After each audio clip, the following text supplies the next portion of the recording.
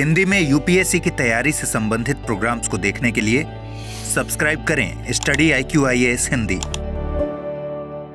नमस्कार, study IQ IAS Hindi में आप सभी लोगों का बहुत बहुत स्वागत है। मैं हूं वीरत दुबे और जैसा कि आप सब लोगों को मालूम है कि गवर्नमेंट स्कीम्स के प्रोग्राम को हम हर वीक लेकर के आते हैं, लेकिन इस बार मंगलवार को किसी कारणवश आपको ये प्रोवाइड नहीं हो पाया था, तो इस चीज़ की भरपाई करी जा रही है आज के द्वारा। आज इसको मंगलवार की बजाय बुधवार को दिया जा रहा है।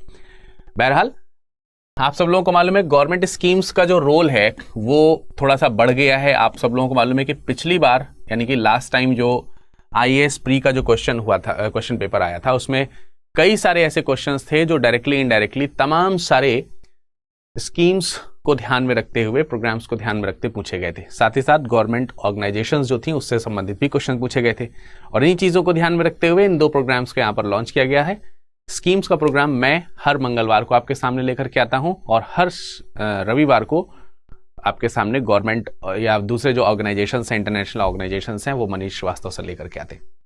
सो आज का कौन सा टॉपिक है, आज हम किस स्कीम के बारे में पढ़ने जा रहे हैं, वो स्कीम आपको स्पष्ट रूप से यहाँ पर दिखाई दे रही होगी। स्कीम का नाम है प्रधानमंत्री पोषण शक्ति निर्माण योजना। ठीक है, इसका नाम क्या है?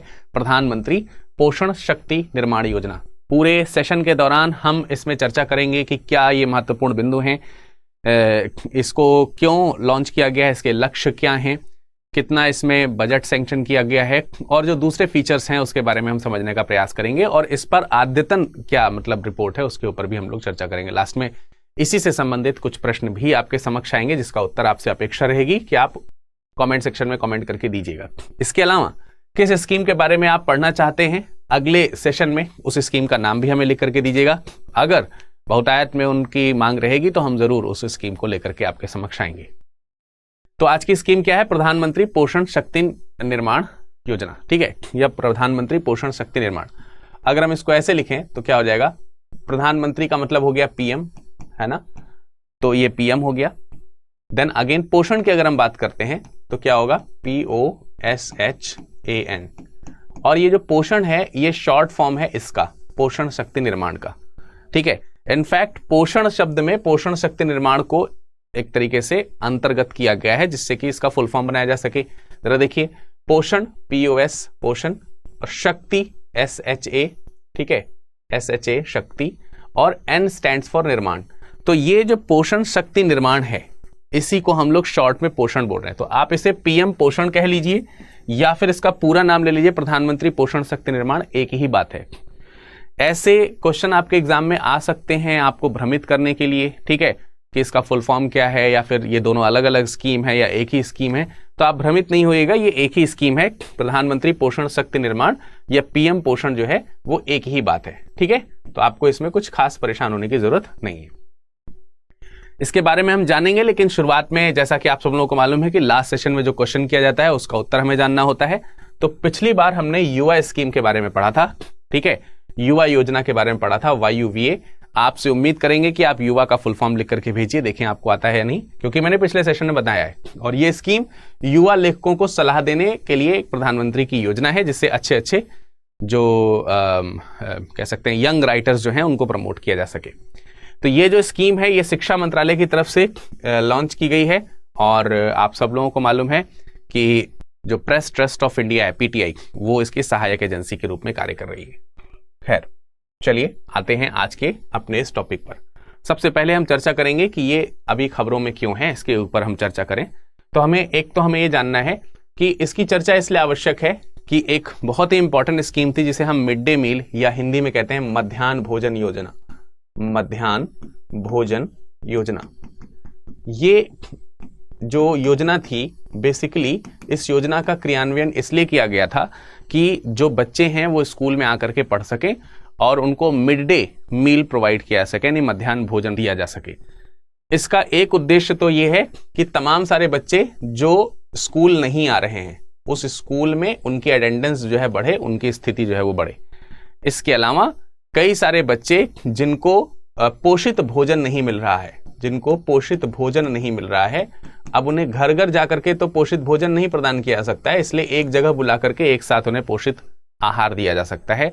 इस तरीके के तमाम उद्देश्यों को ध्यान में रखते हुए मिड डे मील योजना की शुभारंभ किया गया था।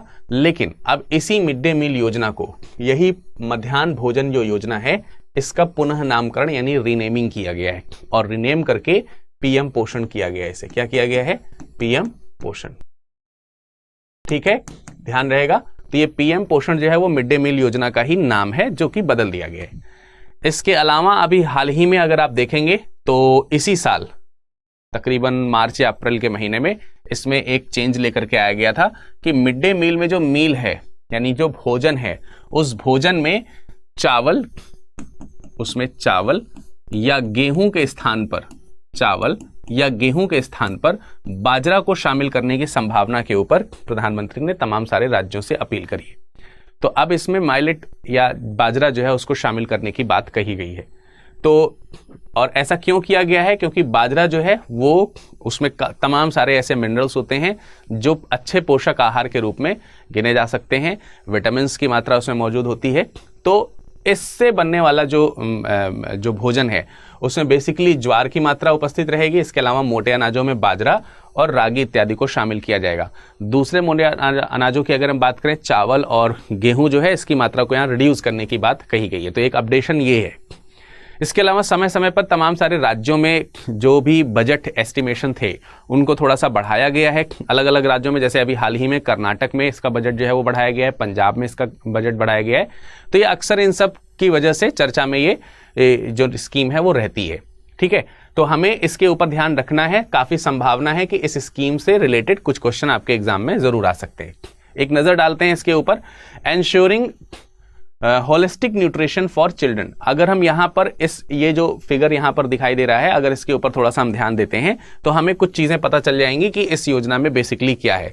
इसमें हम देखेंगे कि बच्चों के लिए होलिस्टिक न्यूट्रिशन को प्रदान करने, यानी कि एक अच्छा पोषण आहार प्रदान करने के लिए इस योजना को शुरू किया गया है। और इस योजना को इंश्योर करना होगा कि हाँ, ये चीजें लोगों को मिल रही हैं, यानी ऐसी चीज सुनिश्चित की जाए। इसका नाम क्या है? पीएम पोषण, है ना। और इस योजना को 5 वर्षों तक के लिए, 5 वर्ष, कम से कम 5 वर्षों के लिए, अधिक हो जाए तो ठीक है चलेगा, लेकिन एक 5 वर्ष का लक्ष्य रखा गया है। 2022 से लेकर के 25-26 तक का समय इसमें लिया गया है, 20-21 से लेकर के। अब इसमें देखिए, mid day meal in schools renames as national scheme for PM Poshan Shakti निर्माण। इसी को हिंदी में अगर कहा जाए तो थोड़ी देर पहले मैंने आपको बताया है कि जो मिड डे मील योजना थी स्कूलों की, उसी को national scheme for PM Poshan Shakti निर्माण यानी कि पीएम पोषण शक्ति निर्माण के नाम से एक राष्ट्रीय योजना का नाम दिया गया है। तो इससे हमें एक चीज और कंफर्म हो जाती है कि ये केंद्र द्वारा सहायता प्राप्त है, यानी कि इसके ऊपर जो खर्चा होगा, जो वित्तीय जो बर्डन है, वो किसके ऊपर आएगा? वो आएगा केंद्र के ऊपर। यानी केंद्र द्वारा संचालित की जाने वाली ये योजना है, राज्यों के ऊपर इंप्लीमेंट किया जाएगा इसको। इसके बजट की बात करते हैं तो टोटल 1.3 लाख करोड़ रुपीस। ये जो 5 साल की हमने बात करी है, इस 5 साल में प्लानिंग की गई है कि 1.3 लाख करोड़ की बात हो रही है। 1.3 लाख करोड़ रुपए इन 5 सालों में स्टेप बाय स्टेप खर्च जो है वो किए जाएंगे अलग अलग समय पे। और इसमें लगभग 11.80 करोड़ बच्चों को, 11.20 लाख स्कूल्स के 11.80 करोड़ बच्चों को इसमें लाभान्वित किया जाना है। तो अगर हम इसके लक्ष्य की बात करते हैं तो एक लक्ष्य भी हमको यहां पर दिखाई दे रहा है, और promote nutrition gardens in school, यानी कि स्कूल्स में न्यूट्रिशन गार्डन जो है उसको प्रोवाइड कराना है या इंप्रूवमेंट कराना है। सो ये बेसिक चीजें हमने बताई, इसी के ऊपर थोड़ा सा यहाँ पर ध्यान दे लेते हैं। जैसा कि मैंने आपको बताया कि अभी क्या किया गया है, इसमें बाजरा को शामिल किया गया है। ज्वार, बाजरा और रागी जैसे जो न्यूट्रिशंस हैं या फिर कह सकते हैं खाद्यान्न, जो मोटी फसलें हैं, उनको इसमें शामिल किया गया है। उससे लाभ क्या है? उससे लाभ ये है कि इसमें एक पर्याप्त मात्रा में जो खनिज है वो उपस्थित रहता है। अच्छी मात्रा में इनसे जो है बच्चों के पोषण के लिए जो खनिज चाहिए वो हमें मिल जाता है। साथ ही साथ विटामिन बी कॉम्प्लेक्स जो है, विटामिन बी कॉम्प्लेक्स, इसमें आप विटामिन B1, B2, B3 ऐसे पढ़ते हैं, B12 इत्यादि, जो तमाम सारे विटामिन बी जो बच्चों के लिए, उनके ग्रोथ के लिए, उनके विकास के लिए, बौद्धिक, शारीरिक, मानसिक विकास के लिए जो आवश्यक होता है विटामिन बी, वो बहुत ही जरूरी है और इनमें अच्छी मात्रा में पाया जाता है। इसके साथ साथ प्रोटीन और एंटीऑक्सीडेंट्स जो हैं वो भी इनको मिल जाते हैं। तो शरीर में त्वचा से संबंधित रोग हो या फिर कोई नेत्र ज्योति से संबंधित रोग हो, बुद्धि विकास से संबंधित अगर बुद्धि का विकास कम हो रहा है तो इन सब चीजों को हम लोग क्या कर सकते हैं, रिड्यूस कर सकते हैं, कम कर सकते हैं। ठीक है ना, बात समझ में आ रही है। तो इसलिए इस पोषक तत्व को इसमें शामिल किया गया है। साथ ही साथ भारत सरकार ने, या भारत ने कह सकते हैं, भारत का मतलब ही हो गया भारत सरकार, भारत ने वर्ष 2023 को अंतरराष्ट्रीय बाजरा वर्ष के रूप में घोषित करने के लिए एक प्रस्ताव पारित किया। एक क्या पारित किया, प्रस्ताव पारित किया, जिस प्रस्ताव को स्वीकार किया गया। किसने स्वीकार किया? ये इस प्रस्ताव को स्वीकार किया गया है संयुक्त राष्ट्र महासभा द्वारा। संयुक्त राष्ट्र महासभा ने क्या किया, महासभा ने भारत के इस पोषण स्कीम के तहत ये जो वर्ष है इसको लागू करने का बात जो है वो स्वीकार करें। और नाम क्या है उसका, अंतर्राष्ट्रीय बाजरा वर्ष, क्योंकि बाजरा की इंपॉर्टेंस बहुत है। ऐसा इसलिए भी किया गया है कि आप सब लोगों को मालूम है कि यूएन के कुछ एसडीजीज हैं, United nation sustainable development goals. तो यूनाइटेड नेशन के एसडीजीज में जो स्वस्थ और जो कुपोषित जो दुनिया हो रही है यहाँ पर, जो अस्वस्थ दुनिया है बच्चों की, उसको कम करना और एक स्वस्थ और पोषित बच्चों की दुनिया को प्रमोट करना जो है वो शामिल है, और उसको इस माध्यम से पूरा किया जा सकता है। इसलिए यूएन ने भारत सरकार के इस प्रस्ताव को स्वीकार भी किया है। तो ये भी चीज एक इंपॉर्टेंट है जो आपको ध्यान रखना चाहिए। थोड़ी सी और बात करेंगे और हम समझने का प्रयास करेंगे कि 8 मार्च 2018 को पोषण अभियान यानी समग्र पोषण के लिए प्रधानमंत्री की व्यापक योजना जो थी, पोषण अभियान जिसको नाम दिया गया, इस पोषण अभियान के दौरान इस योजना को प्रस्तावित किया गया था। तो 8 मार्च 2018 की डेट हमको याद रखना है, जिसके माध्यम से इसको शुरू किया गया। अब इस अभियान में स्वाभाविक सी बात है, नाम ही हमको क्या देखने को मिल रहा है, समग्र पोषण के लिए प्रधानमंत्री की व्यापक योजना है। तो समग्र पोषण का मतलब यहां पर क्या है, समग्र पोषण का मतलब यहां पर ये हो गया कि किसी एक दो फील्ड को हमें नहीं ध्यान देना है कि बच्चों को पोषण में ये चीज नहीं मिल रही, प्रोटीन नहीं मिल रही, तो प्रोटीन से रिलेटेड चीजें हम प्रोवाइड करा दें या फिर दूसरी चीजें। हर तरीके से बच्चे के विकास में किसी भी प्रकार का अगर पोषण तत्व की कमी हो रही है और किसी भी स्टेप से कमी हो रही है तो उसको हमें दूर करना है। अब देखिए, बच्चों का जो पोषण है ना, वो जो डायरेक्टली जो खाद्य पदार्थ होते हैं उसी से पूरा नहीं होता। और जब हम बच्चे की बात कर रहे हैं तो स्वाभाविक सी बात है, जीरो से लेकर के, जन्म से लेकर के जो बच्चों की आयु है, या फिर हम कह सकते हैं जब तक वो क्लास 8th में पढ़ रहे होते हैं तब तक वाले जो बच्चे होते हैं उनको हम लोग इसके अंतर्गत रख सकते हैं। तो आप देखिए, जन्म से लेकर के जब तक बच्चा कक्षा 8 तक पहुंच रहा है तो उस दौरान तक, यानी 12, 13, 14 साल तक का जब तक बच्चा है तब तक जो है पूरा उसका पोषण पूरा होना चाहिए। तो इसमें शुरुआत में तो बच्चा जो है वो किस पे आधारित होता है, माँ पर आधारित होता है, स्वाभाविक सी बात है। तो इसका मतलब इस समग्र पोषण योजना में माँ को भी शामिल किया जाएगा, गर्भवती महिला से लेकर के जिसने अभी अभी बच्चे को जन्म दिया है, जो स्तनपान कराने वाली जो महिलाएं हैं, उन सब लोगों को इसमें शामिल जो है वो किया जा रहा है। तो आप जरा देखिए उद्देश्य क्या है। उद्देश्य ये है कि देश से जो भूख है या भूखमरी जो है उसको दूर किया जाए, और जो शिक्षा का जो गिरता हुआ स्तर है खासकर जो इसके कारण है उसको दूर किया जाए। तो अगर हम इसमें देखें, जो तमाम सारे बच्चे हैं खासकर सरकारी विद्यालय या फिर सरकार द्वारा वित्त पोषित विद्यालय जो है, वित्त पोषित जो विद्यालय हैं, इन स्कूल्स को टारगेट किया गया है। जैसा कि मैंने अभी आपको यहां पर दिखाया कि लगभग 11.2 लाख स्कूल जो हैं वो इसमें शामिल हैं। और ये 11.2 लाख स्कूल कौन से हैं, यही सरकारी विद्यालय और सरकार द्वारा वित्त पोषित विद्यालय। तो कई बार क्या होता है, अब आप सोचिए, आपने एक टैगलाइन सुनी होगी कि स्वस्थ शरीर में स्वस्थ मस्तिष्क का निवास होता है। तो स्वस्थ शरीर में स्वस्थ मस्तिष्क का निवास हो रहा है। स्वस्थ शरीर होने के लिए उसकी जो भूख है वो कंप्लीट हो, मतलब उसकी जो भूख है उसको पूरा किया जा सके और पोषक तत्वों के साथ पूरा किया सके। आप सोचते हैं कि हमारे देश में शिक्षा का स्तर बढ़े, लेकिन यहाँ का बच्चा ही जो है वो मेलन्यूट्रिशन का शिकार है, यानी कुपोषण का शिकार है। क्या आप एक उम्मीद कर सकते हैं कि एक कुपोषित बच्चा जो है वो एक अच्छी शिक्षा प्राप्त करने के योग्य है? संभवतः है ही नहीं। क्यों? क्योंकि उसका जब मानसिक और बौद्धिक विकास ही नहीं होगा तो फिर वो शिक्षा के स्तर को कैसे प्राप्त करेगा? और उसको प्राप्त करने के लिए भूख जो है वो पूरी होनी चाहिए, और उसके लिए हमें पोषित भोजन देना चाहिए, ऐसा कि नहीं कुपोषित भोजन दे दिया जाए। तो ये इसका उद्देश्य है कि देश भर में जो तमाम सारे बच्चे हैं उनको यहाँ पर अच्छा, जब वो एक ये भी चीज है कि एक तरीके से ये अट्रैक्ट करने वाली भी चीज है कि बच्चे पढ़ने के लिए हो सकता है स्कूल ना आए, लेकिन भोजन करने के लिए आ सकते हैं, या फिर तमाम सारे जो माता पिता हैं इसलिए अपने बच्चे को नहीं भेज पाते हैं स्कूल कि उनके पास पैसा रुपया नहीं होता है, तो उसके लिए तो सरकारी है, लेकिन केवल पढ़ने से ही तो पूरा होगा नहीं, तो उनके भोजन की व्यवस्था कैसे हो, तो उनके भोजन की व्यवस्था भी एक तरीके से परिवार के लोगों को चिंता नहीं करनी है। बच्चा स्कूल में पढ़ने आएगा तो आप उसके भोजन की चिंता तो छोड़ ही दीजिए, तो फिर कोई वजह ना रह जाए कि बच्चे को हम ना पढ़ाएं। तो ये भी एक अट्रैक्शन का विषय है जिसको यहाँ पर उद्देश्य में शामिल किया गया है, और इन उद्देश्यों की पूर्ति के लिए कुछ लक्ष्य रखे गए हैं, उसके ऊपर चर्चा करें। तो इसमें 0 से 6 वर्ष तक के बच्चे जो हैं वो शामिल हैं। इसके अलावा किशोरियां भी शामिल हैं।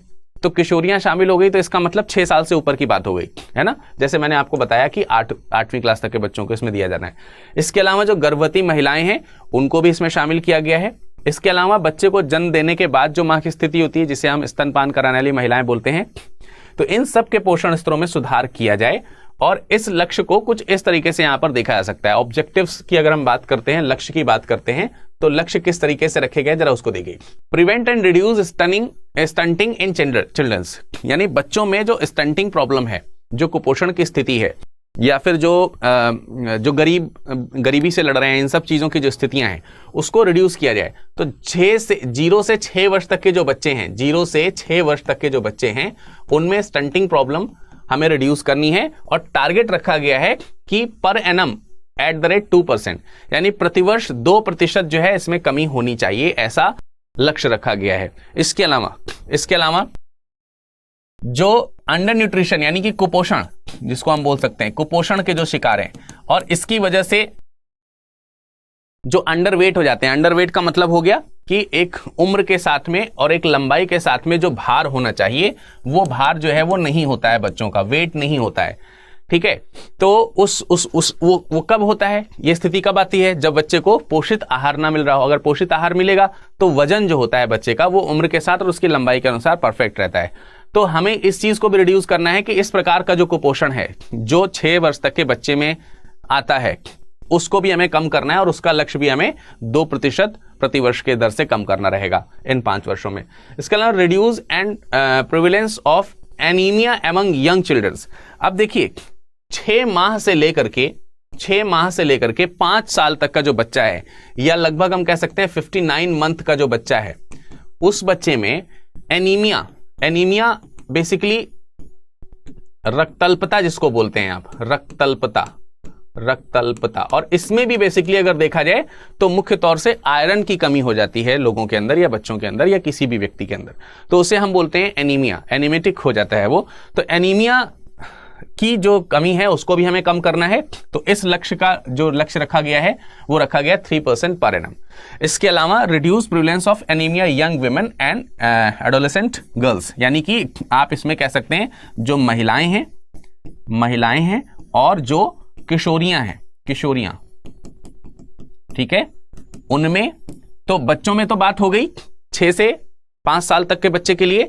इसके अलावा महिलाओं और किशोरियों में जिनकी एज जो है वो 15 से 49 ईयर्स के बीच में, ठीक है, 15 से 49 साल तक के जो उम्र की जो महिलाएं हैं या किशोरियां, जो अब 15 साल की तो किशोरी ही कहलाएगी, 15, 16, 17, 18, ठीक है। उसके बाद तो महिलाओं और किशोरियों में भी इसको कम करने की लक्ष्य को रखा गया है। साथ ही साथ लो बर्थ वेट, यानी कि जब बच्चा जन्म लेता है तो जन्म के समय में भार जो है वो कम ना हो, एक उचित भार का बच्चा जो है वो जन्म ले, इसके लिए गर्भवती महिला के अंदर पोषण तत्वों का होना मौजूद होना जरूरी है। तो इसको भी रिड्यूस किया जाए कि भाई ऐसे केसेस कम आए जिसमें बच्चा जो है वो कम भार में पैदा हो रहा हो, तो इसको भी रिड्यूस करने का यहाँ पर रखा गया है। और ये सारे लक्ष्य जो हैं वो यही हैं, मतलब इन सब के लिए रखे गए ये सारे लक्ष्य, इसके लिए ही पूरा स्कीम है वो इंप्लीमेंट करा जाना है, ठीक है। तो आप देखिए इसमें केवल जन्म लेने वाले बच्चे के लिए ही नहीं है, बाकी उसके इर्द गिर्द जो परिवेश है उसको भी सही करने की बात करी जा रही है। लाभार्थियों की बात करें तो हम पहले ही चर्चा कर चुके हैं, 11.2 लाख विद्यार्थी जो स्कूल में पढ़ रहे हैं कक्षा 1 से लेकर कक्षा 8 तक, और इसमें तकरीबन 11.80 करोड़ 11.80 करोड़ बच्चों को लाभान्वित होना है, 11.20 लाख स्कूलों में पढ़ने वाले, ठीक है। और ये स्कूल्स मैंने आपको बताया गवर्नमेंट स्कूल्स होंगे और गवर्नमेंट फंडेड जो स्कूल्स हैं गवर्नमेंट फंडेड मतलब सरकारी जो वित्त पोषित जो कह सकते हैं जो हैं स्कूल्स, उनमें, और जो सरकारी स्कूल है उनमें, उनके बच्चों को यहां पर इसमें शामिल किया गया है। इसके अलावा प्राथमिक विद्यालयों में प्री स्कूल या बाल वाटिका के बच्चे, प्री स्कूल या बाल वाटिका के बच्चे का मतलब हो गया कि जो कक्षा 1 जो है ना, कक्षा 1 से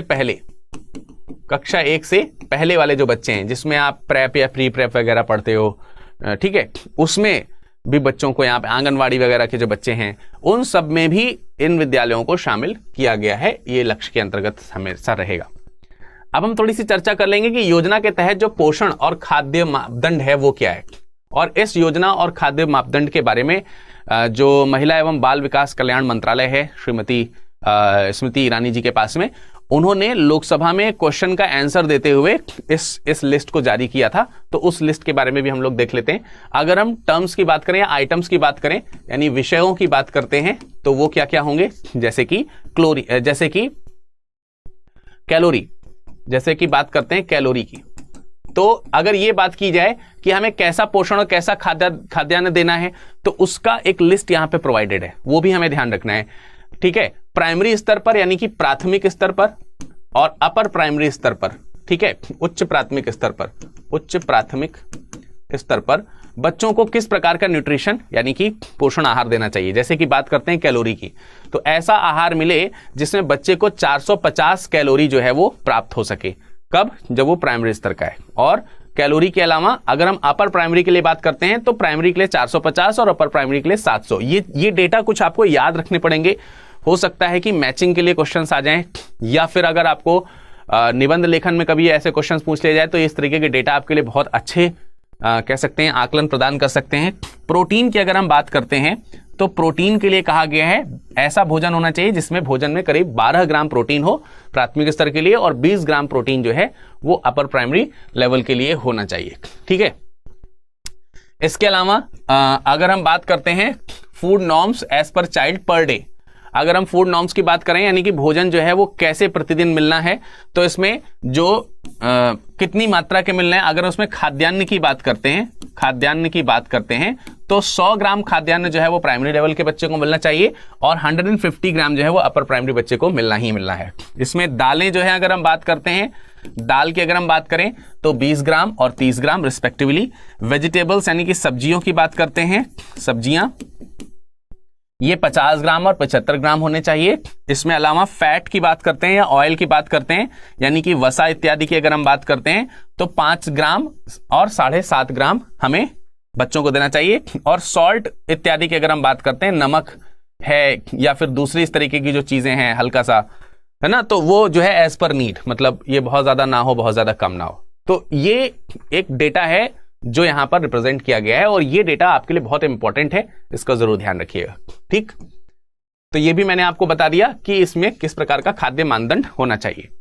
खर्चे की अगर हम बात कर लेते हैं, तो बजट वर्ष 2021-22 के लिए जो बजट एस्टिमेशन था, ठीक है, बजट अनुमान यानी बजट एस्टिमेशन जो है वो कितना है, 11,500 करोड़ रुपए।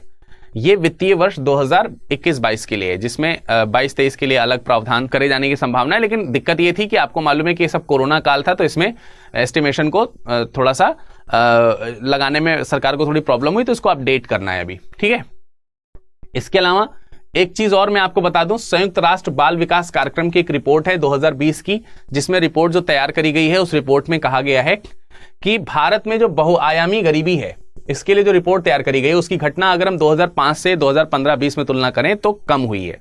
मतलब बहुआयामी गरीबी की जो घटना है वो पहले कितनी थी, 2005 में 55.1% 2005 में, ठीक है, और ये अब रिड्यूस होकर के 2015-16 की बात करते हैं तो ये रिड्यूस होकर के कितनी हो गई है, कम होकर के कितनी हो गई, 27.9%। ठीक, तो इस तरीके से गरीबी कम हुई है।